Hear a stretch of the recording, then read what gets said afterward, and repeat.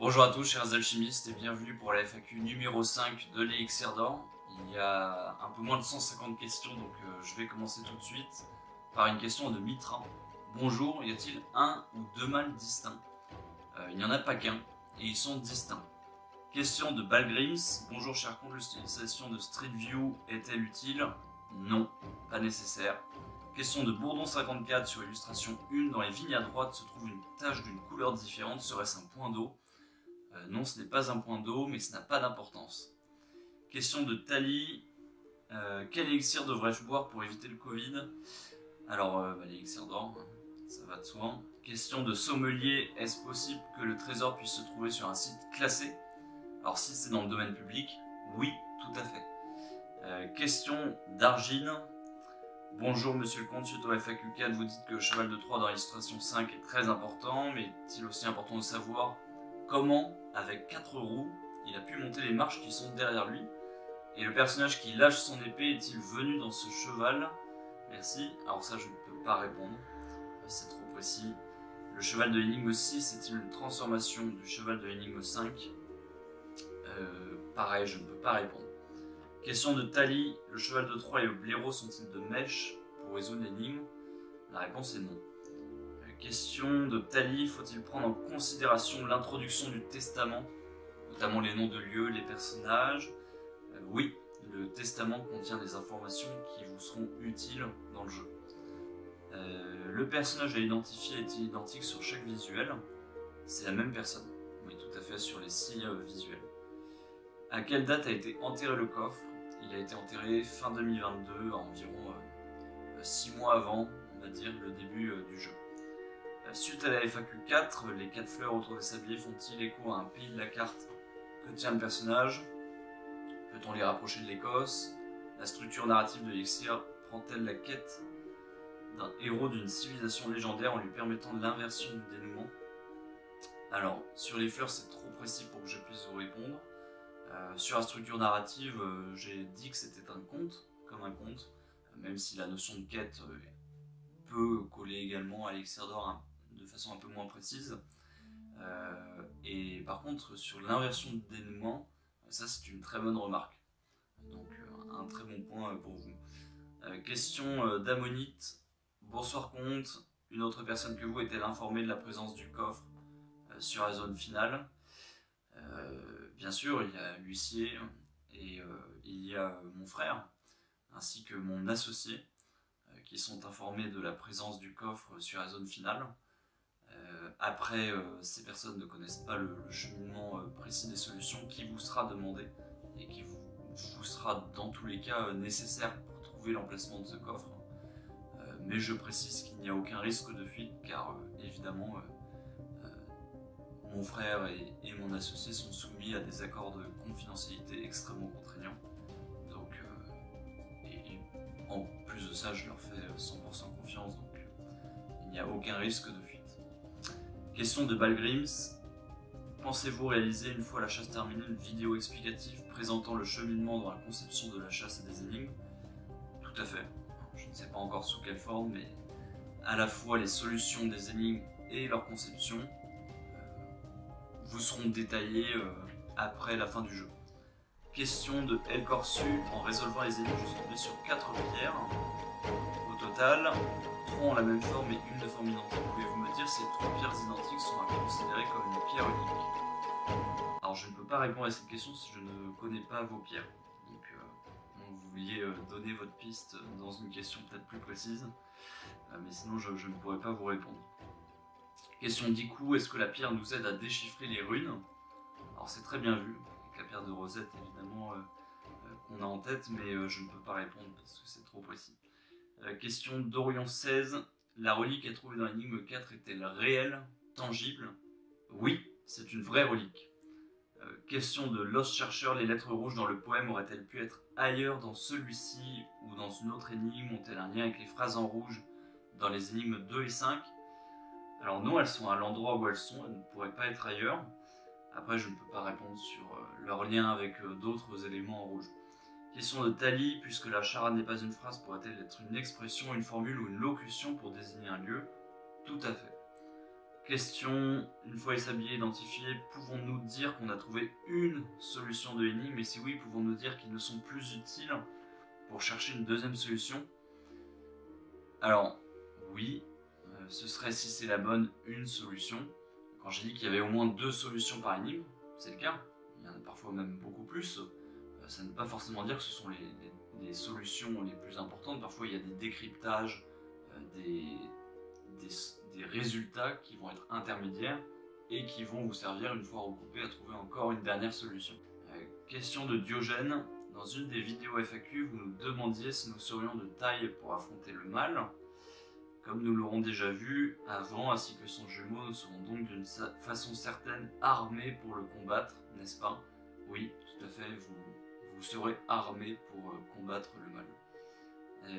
Les lettres rouges dans l'énigme 6 sont-elles à étudier au début ou en fin de chasse?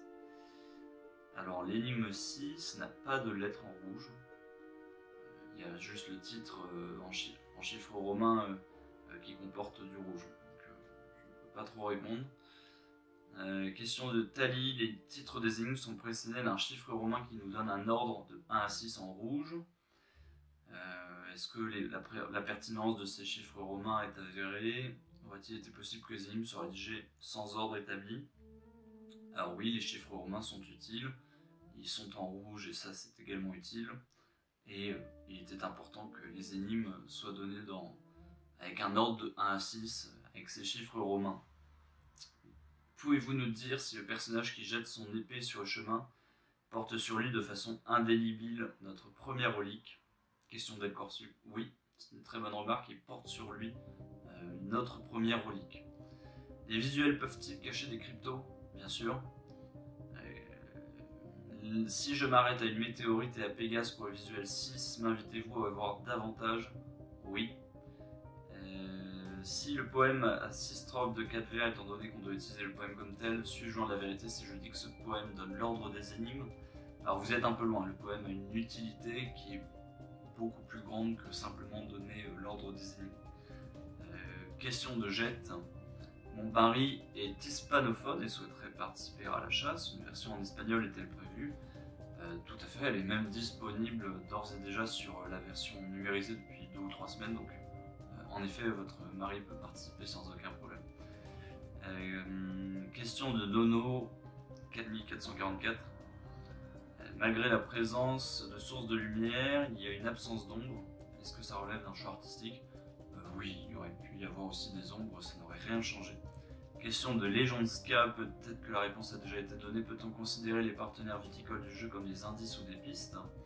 Non, car les partenaires du jeu ont été sollicités et convaincus un à un par notre équipe après que le jeu ait déjà été écrit et que le coffre ait déjà été enterré. Donc ils n'ont pas de lien avec les énigmes de l'élixir d'or.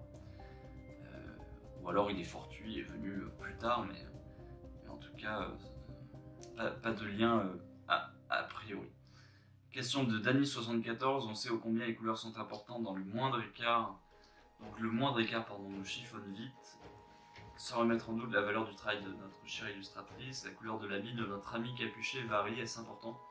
Alors, je vous déconseille d'essayer de voir les nuances extrêmement précises des couleurs, car déjà elles peuvent varier entre le parchemin papier et le parchemin numérique, et on n'est pas allé dans ce niveau de détail avec mon frère. Hein. S'il y a des couleurs qui peuvent avoir une symbolique et une importance, tenez-vous-en aux couleurs les plus importantes, celles de l'arc-en-ciel, les couleurs primaires, secondaires, tertiaires. Pas aller au-delà de ça, ça n'aurait pas de pertinence dans le jeu. Notre ami porte du violet, ainsi qu'une capuche noire. Il porte le même habit tout du long, à part sur le visuel 1 où il y a une croix sur son épaule, et le visuel 6 où il ne porte pas sa capuche, en tout cas sa capuche est enlevée pour que sa tête soit nue. Les îles écossaises de la carte de l'Europe, de l'illustration 1, semblent laisser blanche, est-ce volontaire? Ça n'a pas d'importance. Sur l'illustration 6, est-ce que la barbe grise qu'on voit vole au vent? Ce sont les cheveux du personnage, pas la barbe. Sur l'illustration 6, entre la barbe et l'épée, la zone est saumon est volontaire. Je crois que c'est toujours les cheveux du coup, et ça fait partie du principal élément du visuel que notre personnage s'apprête à frapper. Question de Diogène, l'arbre dit visuel 1 semble avoir un grand âge, se pourrait-il que le comte ou le personnage barbu l'ait planté eux-mêmes ou qu'ils connaissent ceux qui l'ont planté? Durant sa longue vie, le comte a-t-il suivi la croissance de cet arbre de façon régulière ou a-t-il découvert son existence sur le tard? Merci. L'arbre est précis et en l'identifiant, vous comprendrez son lien avec la chasse. Question de C'est pas sorcier, faut-il au moins dans un premier temps associer l'énigme 1 au premier dessin, l'énigme 2 au deuxième, etc. Ça, je ne peux pas vous répondre. Question de Tali, les noms à décrypter ont une position et un cadrage bien particulier. Dans l'énigme 1, suis-je dans l'erreur de penser que cette disposition est à prendre en considération? Non, vous n'êtes pas dans l'erreur.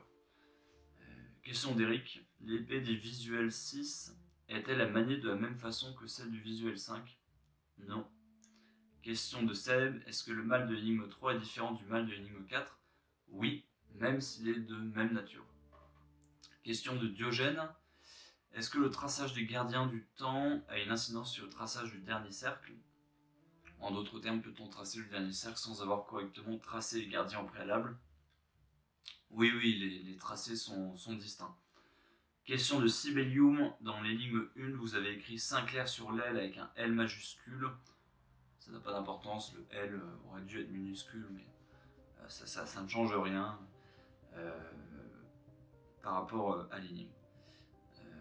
Le RC de la première illustration sera-t-il un fil rouge permettant de confirmer des solutions? Est-ce que ça confirme des solutions? Oui. Est-ce que c'est un fil rouge? Ça, je ne peux pas répondre. Bonjour, dans les visuels de la poignée de main entre les deux personnages, est-ce que l'année de cette poignée de main est en relation avec le visuel ou avec le visuel 6? Ça, je ne peux pas vous répondre. Question de Clara CC, est-ce que l'arbre de l'illustration 1 est un chêne?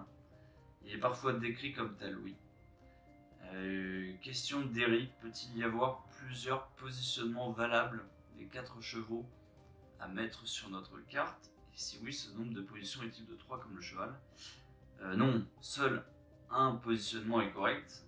Pour le jeu entier, un seul positionnement et un seul suivi de tracé peut vous mener au coffre, dans tous les cas. La police de caractère pour représenter le nombre 1 est un peu étrange dans l'énigme 2, cela ressemble plutôt à un I. Est-ce important?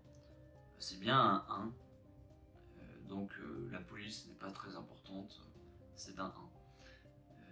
J'étais désorienté, si j'étais désorienté dans cette quête, aurais-je raison de croire que ce ne serait pas seulement par la volonté du comte de Saint-Germain, mais également par le biais d'un élément hors contrôle?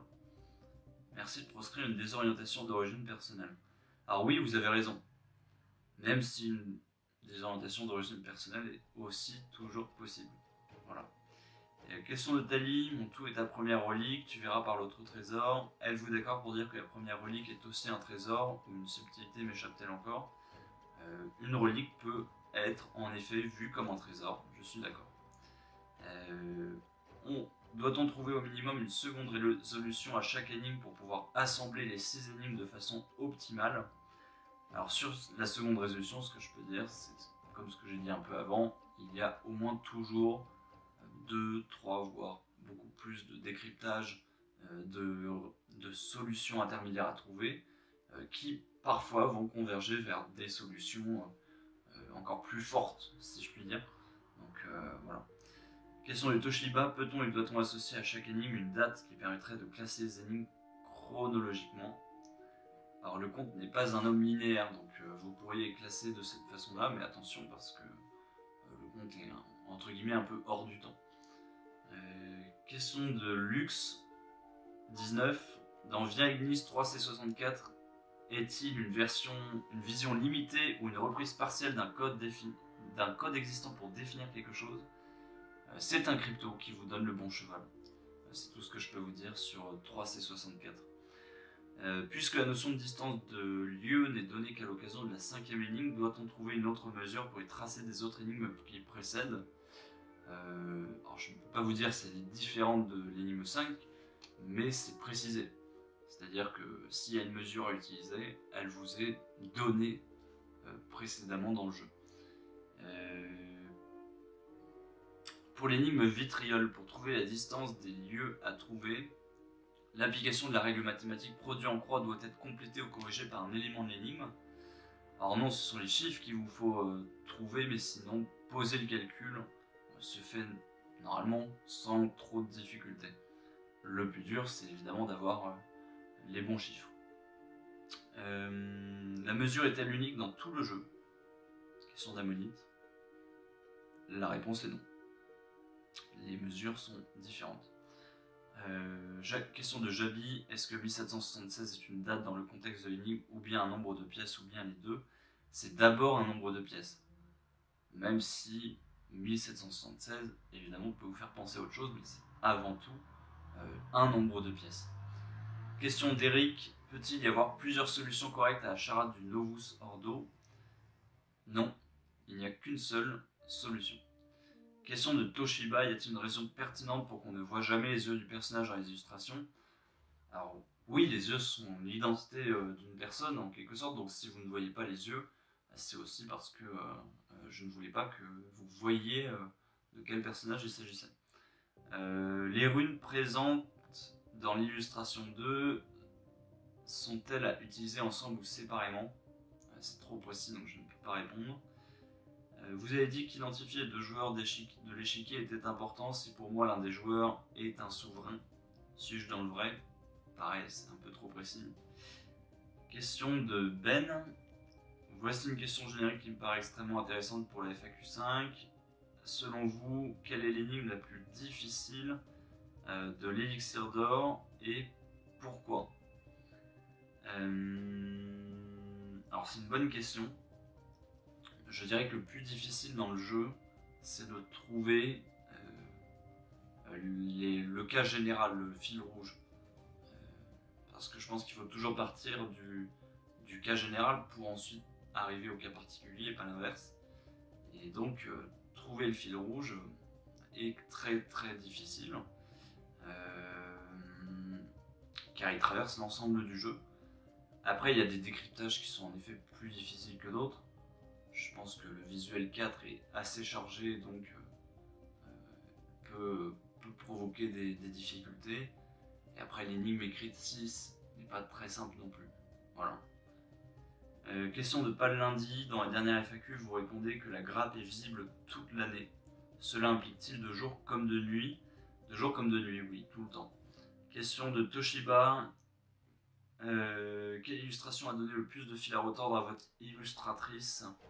Alors pour elle, je sais que c'est la première parce qu'elle a dû essayer de trouver le style qui correspondait au cahier des charges, elle a dû essayer de comprendre ce qui était attendu.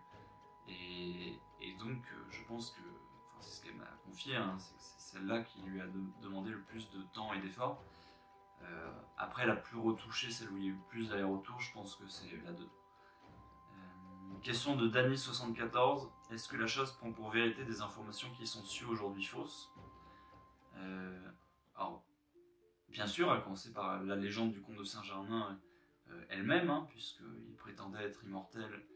Et bon, aujourd'hui, dans un monde un peu rationnel, on va dire que cette immortalité n'a pas été prouvée. C'est ensuite un conte, c'est-à-dire que on est dans le monde réel.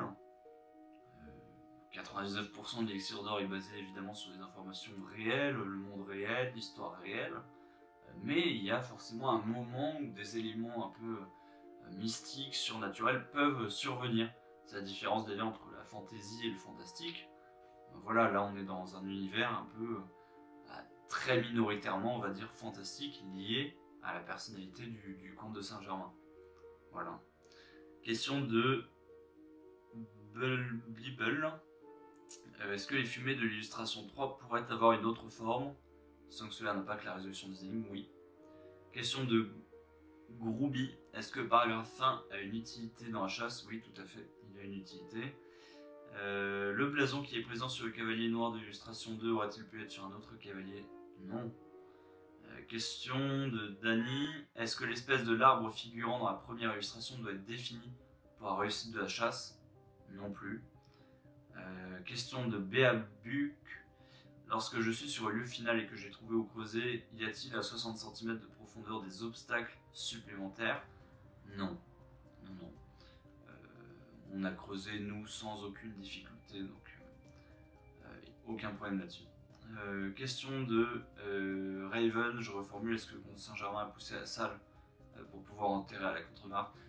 Non, je pense que vous pouvez constater par vous-même que je ne fréquente pas les salles d'exercice, donc l'enfouissement du coffre n'a posé aucun problème.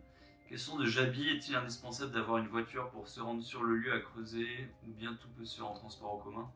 Alors ça, je ne peux pas répondre car je ne veux pas donner des localisations négatives, juste en recoupant les zones qui seraient difficilement accessibles sans le vélo.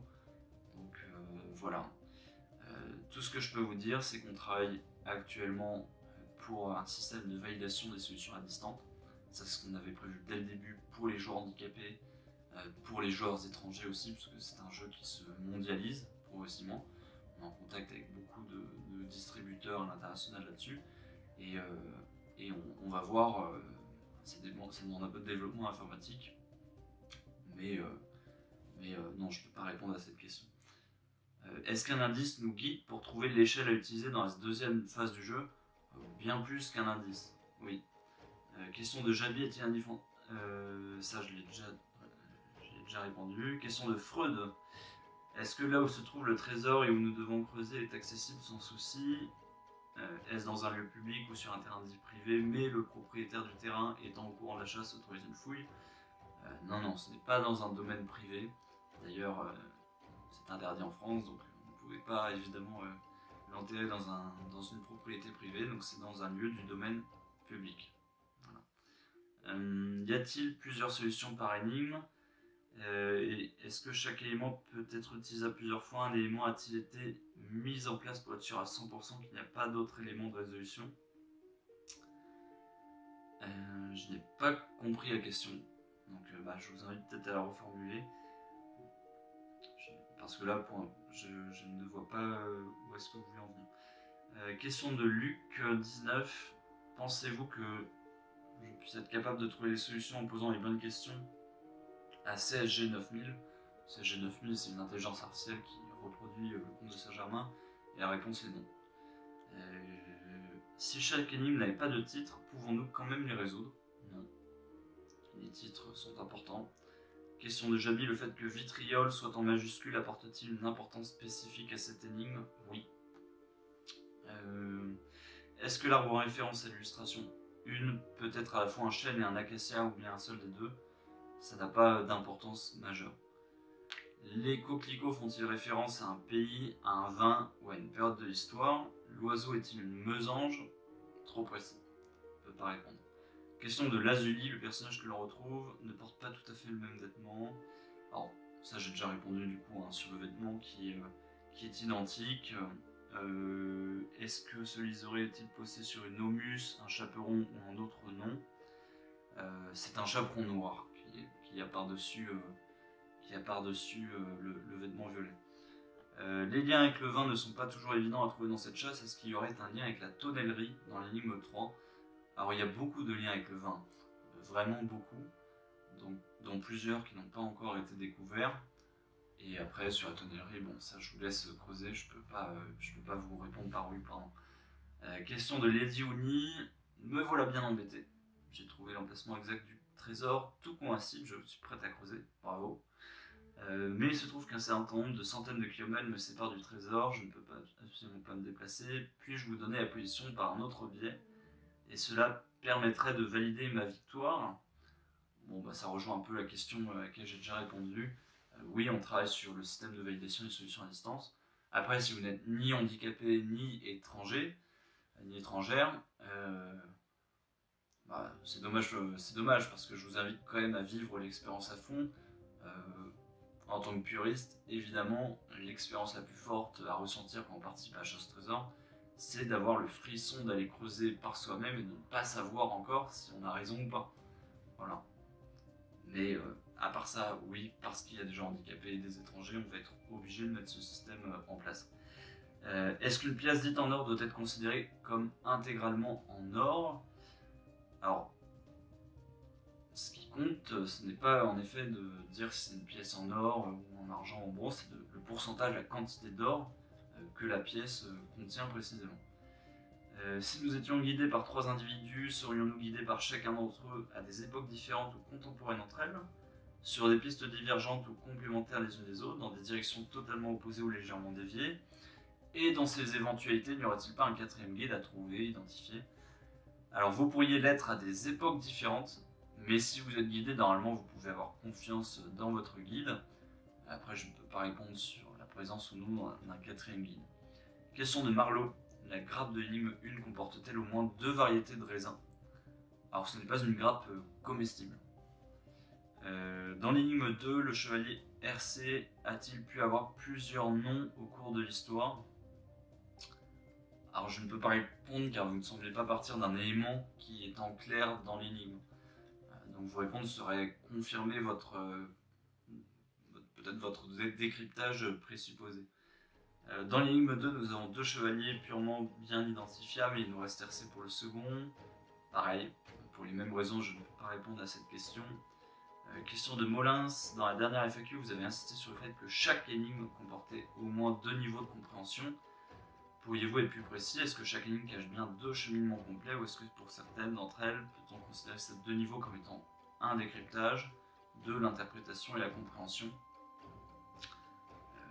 Eh bien, vous avez raison, vous avez plusieurs étapes. Des décryptages, des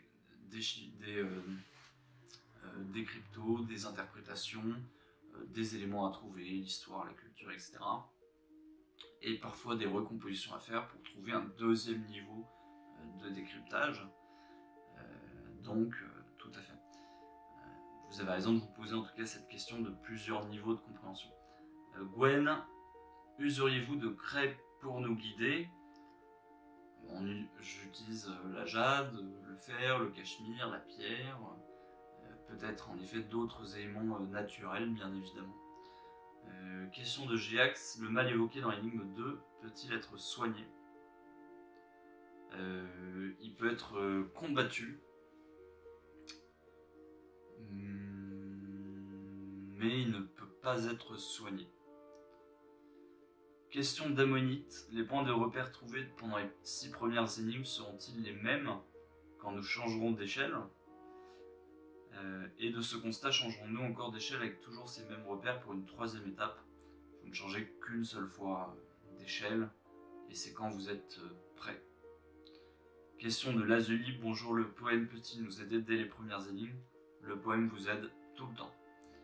Question de Calista, est-ce qu'il y a un indice dans la vidéo de Nota Bene? Je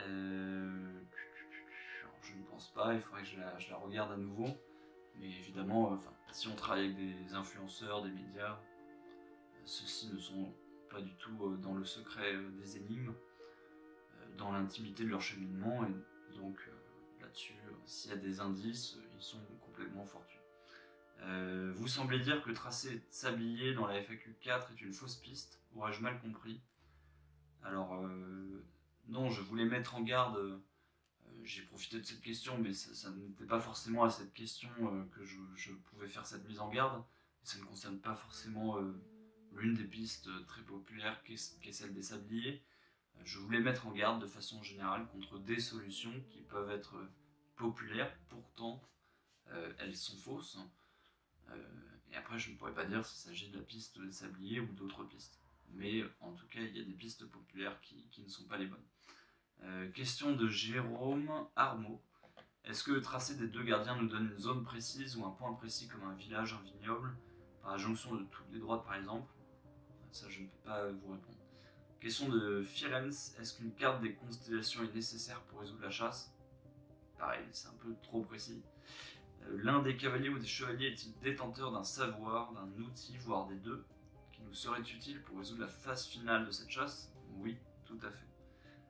Question de Palundi, est-ce que dans le contexte de la chasse, le proverbe suivant pourrait ne pas se vérifier? L'habit ne fait pas le moine. La réponse est oui.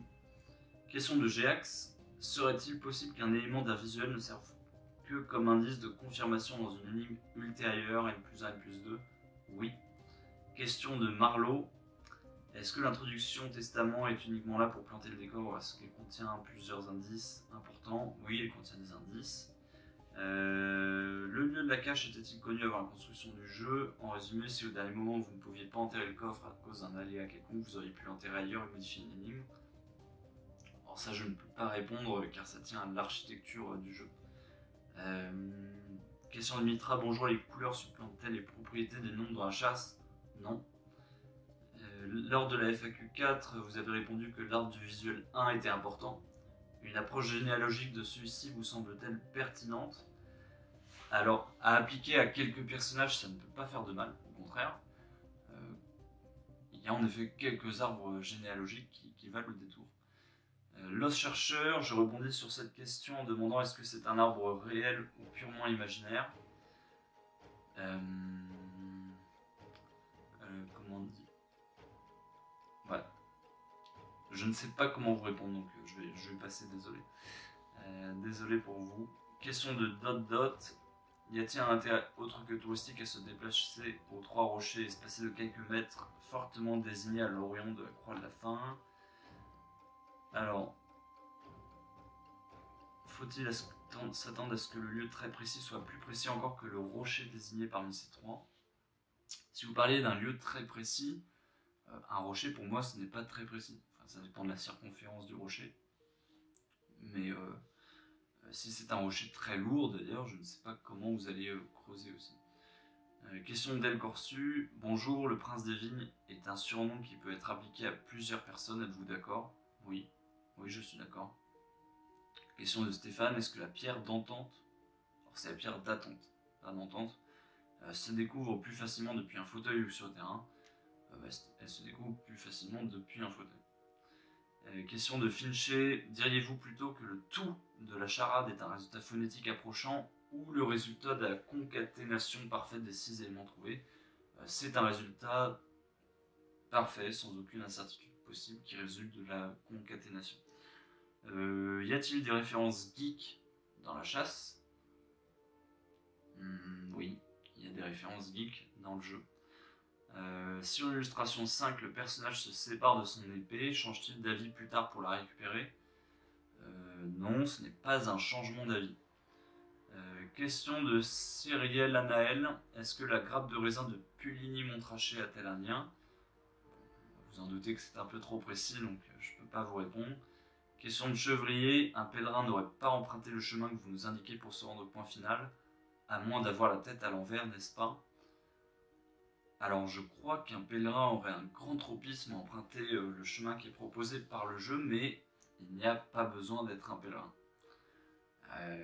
Question de Dany, est-ce que cette quête s'ouvre uniquement sur la vraie histoire du monde? Est-ce que l'on doit prospecter du côté des histoires dites farfelues, qui savent encore faire parler d'elles aujourd'hui?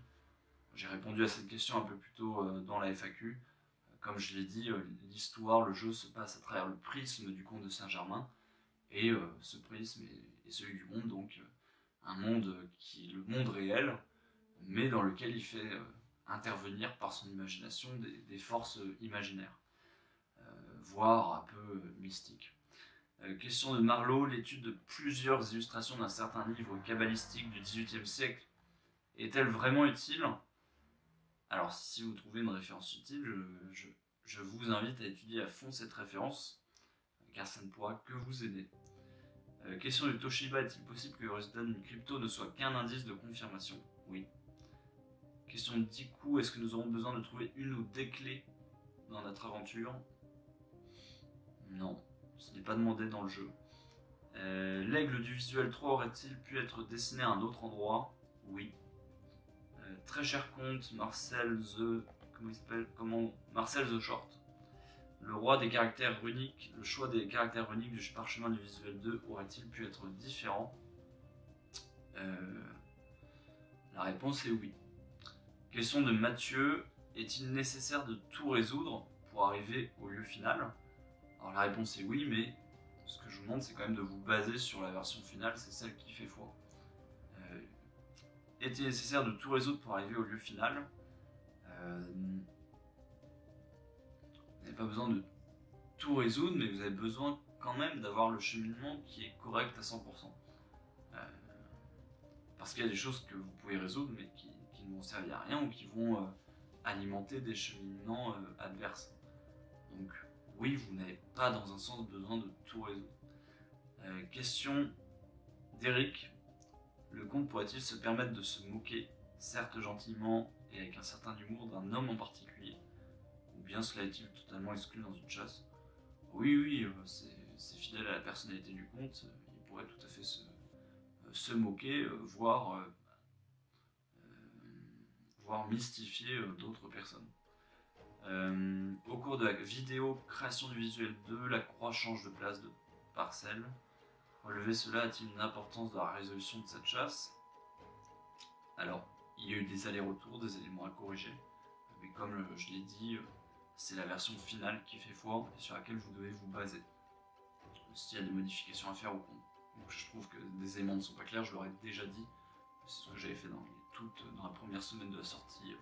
Il y avait une petite erreur, je crois, qui a été corrigée. Question de Iku, vous commencez par chers amis. Auriez-vous pu choisir un autre terme? Oui. Question de Tali, êtes-vous d'accord avec l'expression tout ce qui brille n'est pas or? Oui, je suis d'accord.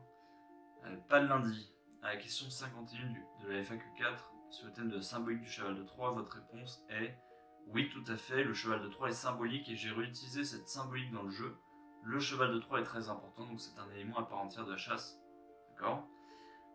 Considérant que vous avez utilisé le cheval de Troie en gardant cette symbolique, peut-on supposer que l'énigme qui va avec ce visuel et ce dernier en même temps est un stratagème dans son ensemble?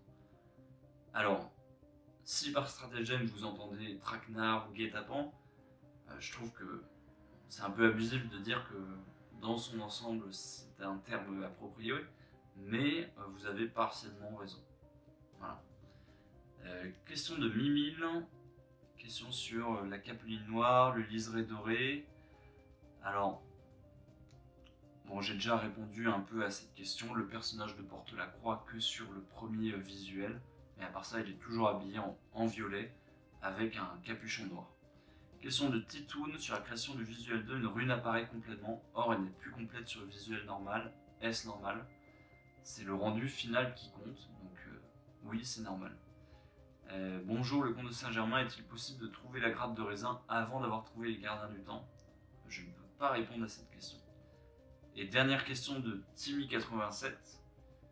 Bonjour, comte de Saint-Germain, doit-on pointer les lieux en coordonnées GPS ou nous laissons faire Google Earth, car il nous sélectionne lui-même le point d'une ville?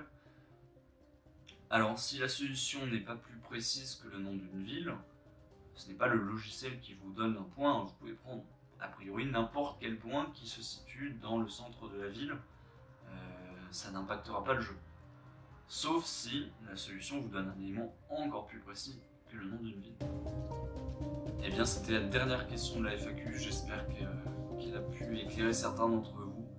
En tout cas, je suis heureux de voir que les questions ne tarissent pas avec le temps, que vous continuez à avoir beaucoup d'interrogations sur le jeu, et ce qui est plutôt bon signe, c'est-à-dire que le jeu vous interpelle, vous anime, et c'était pour moi le plus important. Voilà. Je vous dis à très bientôt, notamment à jeudi prochain, jeudi à 20 h, pour vous annoncer le premier coup de pouce de l'Elixir d'Argent.